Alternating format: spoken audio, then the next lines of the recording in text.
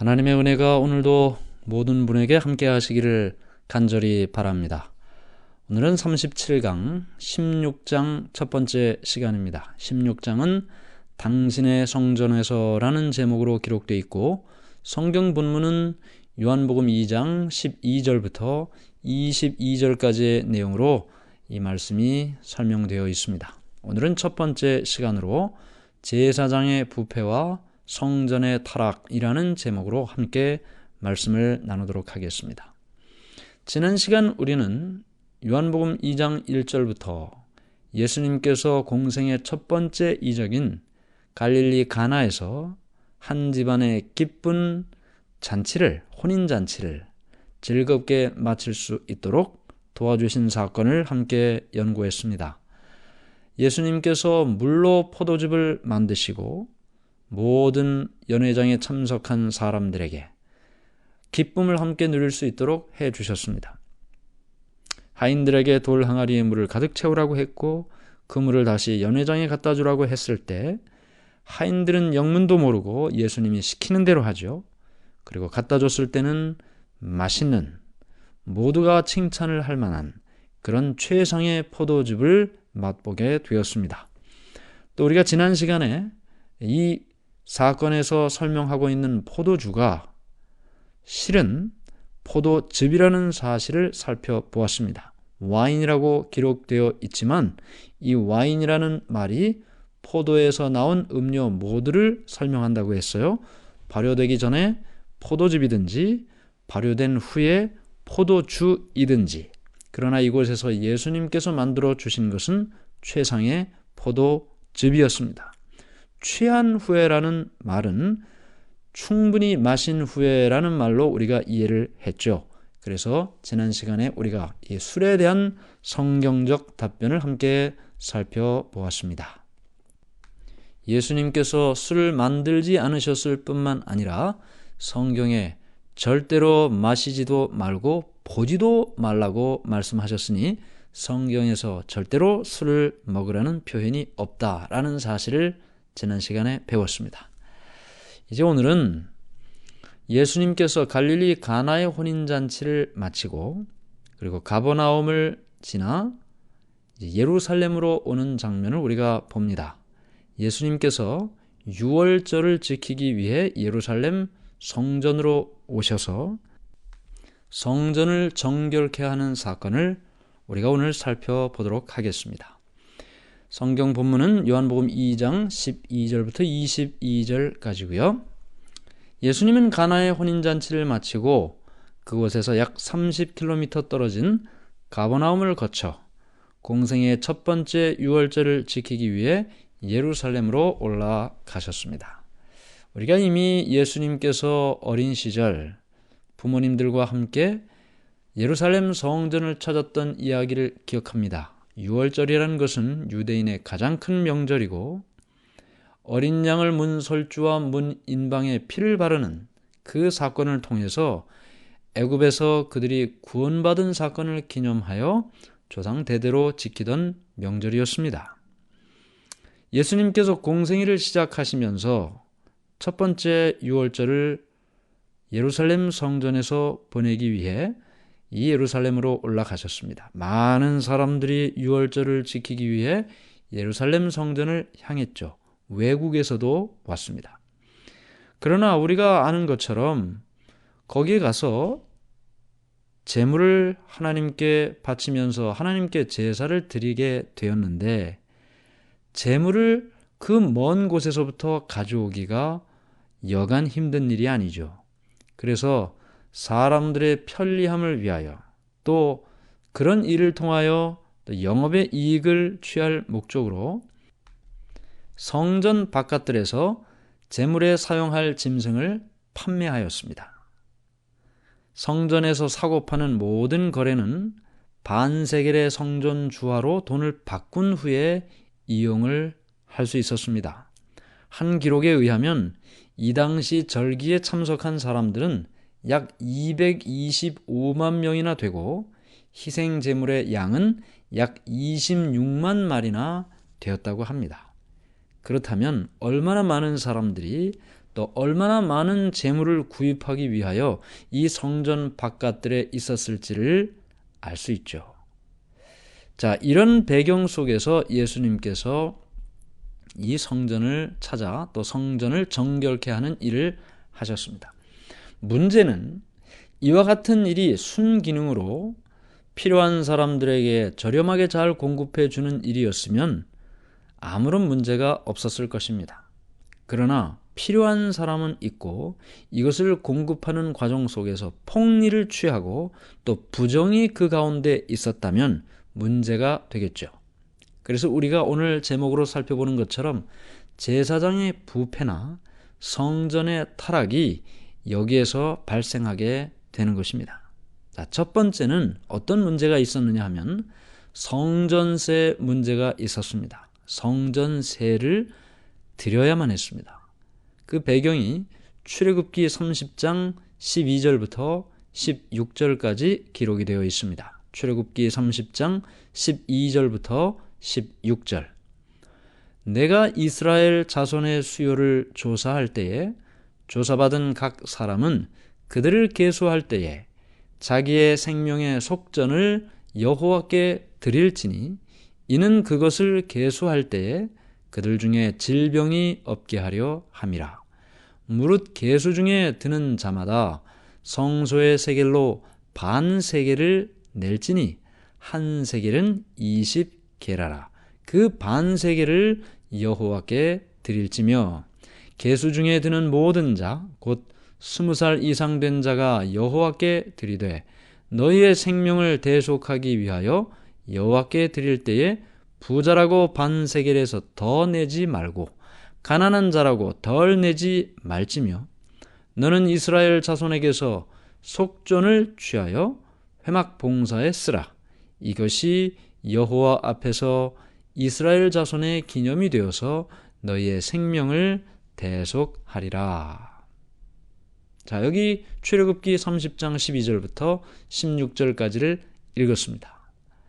그 당시에 이스라엘 자손의 수를 조사해서 조사받은 모든 사람들 자신의 생명의 속전을 여호와께 드리라. 그렇게 할 때 그들 중에 질병이 없게 될 것이다. 얼마를 드리라고요? 반 세겔을 드리도록 했습니다. 20살 이상 된 모든 자가 반 세겔을 성전세로 드리도록 했습니다. 그래서 이것을 회막 봉사를 위하여 사용할 재정으로 드리게 되었죠. 자, 이 성전세 반 세겔을 드리기 위해서는 그냥 사용하던 돈을 드릴 수가 없었습니다. 어떻게 해야 됐나요? 네, 성전에 와서 성전에서 사용되는 화폐로 반 세겔을 바꿔서 내어야만 했습니다. 그런데 이렇게 돈을 바꿀 때 문제가 생겼습니다.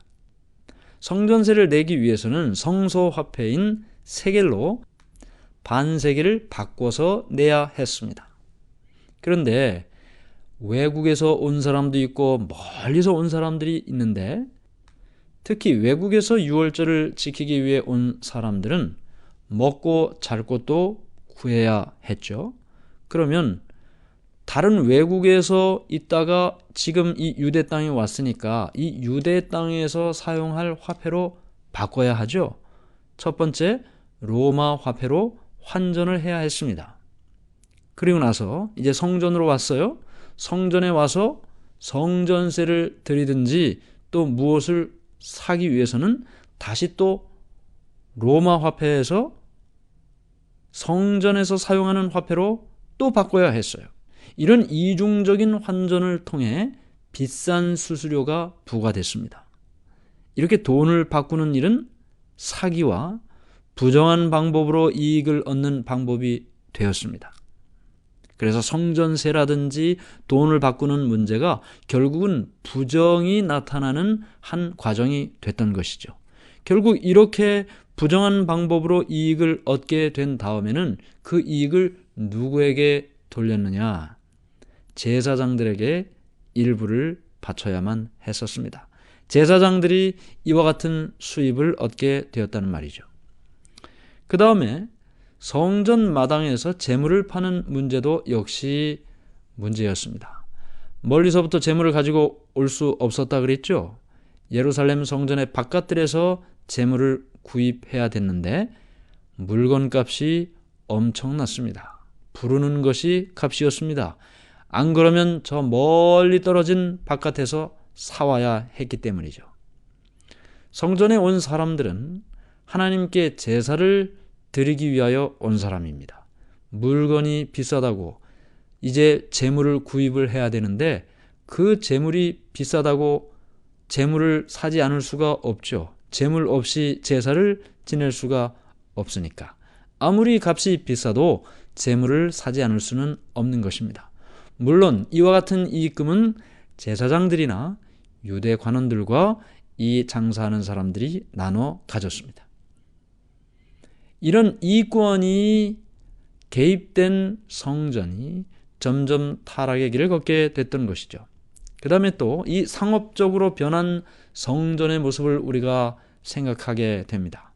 한쪽에서는 하나님께 제사를 드리는 곳이 있었지만 또 바깥들에서는 가축시장 같은 소란스러움이 있었습니다. 많은 재물을 팔고 있었으니까요.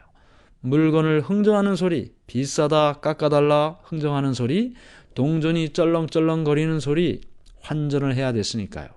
가축들이 우는 소리, 화가 난 사람들의 언쟁 소리, 이 모든 것들이 하나님께 예배드리기 위해 온 사람들의 귀에 들렸고 성전은 거룩한 모습은 찾아볼 수 없는 상업적인 장소가 되고 말았습니다. 이런 과정을 통해서 최종적으로 이익을 얻는 사람이 누굽니까? 그 당시 제사장들과 관원들, 지도자들이죠. 부정한 방법으로 돈을 모았습니다. 성전에서 장사를 할 수 있는 사람은 특별한 사람들이었습니다. 장소는 제한적이었고 무한대로 많은 사람이 그곳에서 장사를 할 수 없었으니 허가를 받고 그 안에 들어가 장사를 하게 되었죠. 이곳에서 장사를 하려면 제사장이나 관원들, 지도자들에게 돈을 주고 뇌물을 줘야만 이곳에서 장사를 할 수가 있었습니다. 그렇기 때문에 그렇게 뇌물을 주기 위해서는 또 물건값을 비싸게 받을 수밖에 없었죠. 성전 화폐인 세겔로 바꾸는 일도 마찬가지였습니다. 돈을 바꿀 때마다 환율을 다르게 적용하고 많은 이익을 남겼고 그곳에서 환전 업무를 계속하기 위해 제사장과 지도자들에게 뇌물을 바쳤습니다. 이렇게 제사장의 부패는 성전의 타락으로 이어지게 되었던 것입니다. 유대인들은 그들의 경건을 자랑했습니다. 경건하게 하나님께 예배하고 하나님을 믿는 믿음의 신앙의 모습을 자랑했습니다.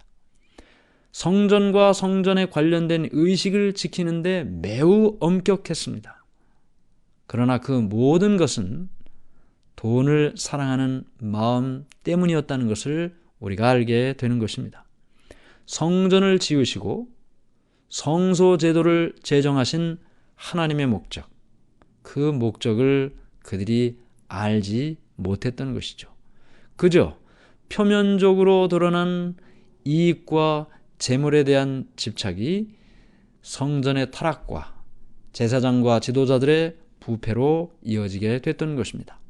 하나님께서 이 성전을 처음에는 어떻게 계획하시고 이 성전을 인간에게 주실 때는 무슨 목적을 가지고 있었습니까?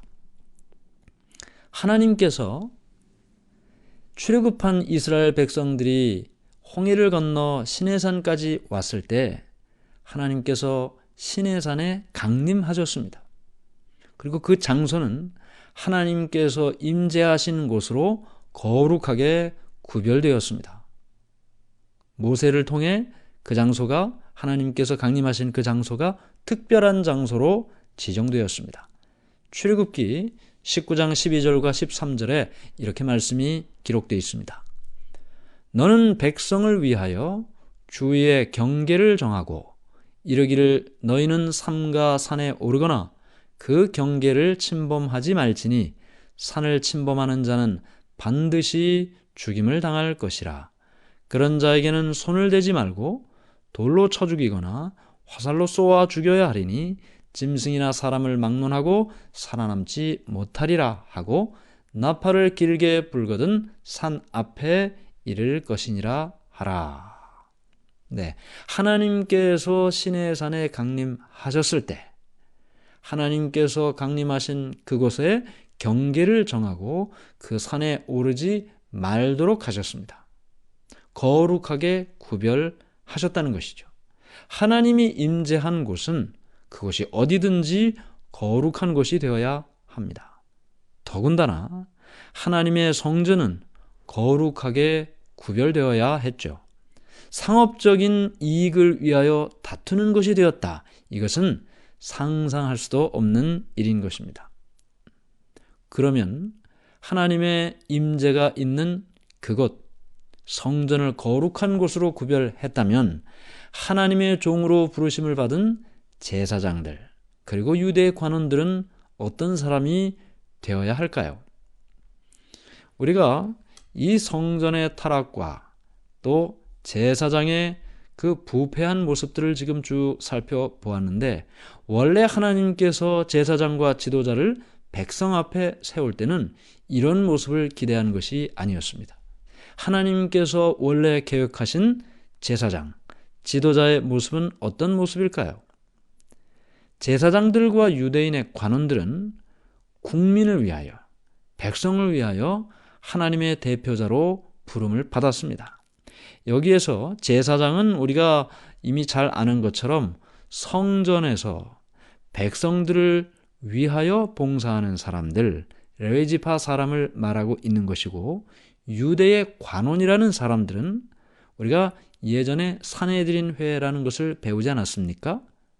예, 그 당시 유대인의 종교적인 또는 사법적인 권한을 가지고 있는 기관이었습니다. 산헤드린 회, 71명의 구성원으로 구성돼서 백성들의 종교적인 또는 사법적인 일을 결정하는 권한을 가지고 있었습니다. 성경 사복음서나 사도행전에 이 산헤드린 회의 모습이 자주 등장합니다. 그러므로 제사장들 또는 유대의 관원은 산헤드린의 회원인데 국민을 위하여, 백성을 위하여 하나님의 대표자로 부름을 받은 것이죠. 그들은 성전 바깥들에서 벌어지고 있는 이와 같은 잘못된 일들을 개혁할 책임이 있는 사람들입니다. 그들은 사람들이 하나님께 제사를 드리기 위해 필요한 도움을 주기 위해서 노력해야 할 사람들이었던 것입니다. 우리가 6월절에 많은 사람들이 성전으로 나왔다고 했는데요. 그 성전을 찾은 사람들은 형편이 좋은 사람들만 온 것이 아닙니다. 가난하고 질병과 장애로 몸이 불편한 사람도 하나님께 제사를 드리기 위해 이 6월절에 나왔습니다. 어떤 사람은 재물을 살 돈도 없었습니다. 심지어 어떤 사람은 끼니를 이을 돈도 없는 사람도 성전에 하나님께 제사 지내기 위하여 나왔습니다. 재물에 대한 욕심과 세상적인 생각 때문에 이 제사장들과 관원들은 가난한 그들에게 베풀 동정심마저 없었던 것이죠. 그들의 마음은 이미 재물과 세상적인 욕심으로 마음이 딱딱해져서, 성경의 표현으로 하면 단단해지고 강팍해져서 그들을 보고도 불쌍한 마음도, 애처로운 마음도 들질 않았습니다. 그러니 그들을 도와줄 리도 없었겠죠. 성경에 나타난 이와 같은 모습들을 보면서 우리는 하나님께서 이런 모습으로 성전이나 제사장이나 유대의 지도자들을 세운 것이 아니라는 것을 살펴봅니다. 오늘 우리가 이 모든 내용들을 살펴보면서 예수님께서 6월절에 성전을 가셔서 하나님께서 원래 계획하지 않은, 절대로 기대하지 않았던 그런 성전의 모습을 보고 깨끗게 하시는 일을 하시게 되는데, 이제 오늘 우리가 본 모습은 깨끗하게 되어야 할 더러움의 모습을 살펴보았습니다. 상업적으로 타락한 성전의 모습과 돈과 세상의 욕심에 집착하여 사는 지도자들의 부패한 모습, 이것을 하나님께서는 예수님을 통하여 깨끗하게 정결하게 되기를 원하셨던 것입니다. 오늘 우리는 이 부패한 제사장, 타락한 성전의 모습을 보며 우리 자신의 모습을 살펴봅니다. 과연 우리가 예배하는 교회는 어떤 모습인지, 과연 나는 어떤 모습으로 살고 있는지, 과연 내 마음의 성전과 내 모습을 예수님께서 정결하게 깨끗하게 하기를 원하시는가? 만일 그렇다면 그리스도를 통하여 우리가 깨끗함을 받아야 하지 않는가? 오늘 우리의 마음속에 깨끗함을 유지하고 또 깨끗함을 위하여 예수님께 나아가는 우리 모두가 되기를 간절히 바랍니다. 하늘에 계신 하나님 아버지, 오늘 우리는 예수님께서 성전을 찾으셨을 때 부패한 지도자들과 타락한 성전의 모습을 말씀을 통해 보았습니다. 우리 자신이 깨끗한 마음과 정신으로 주 앞에 부족함이 없는 자로 살도록 인도해 주시옵소서.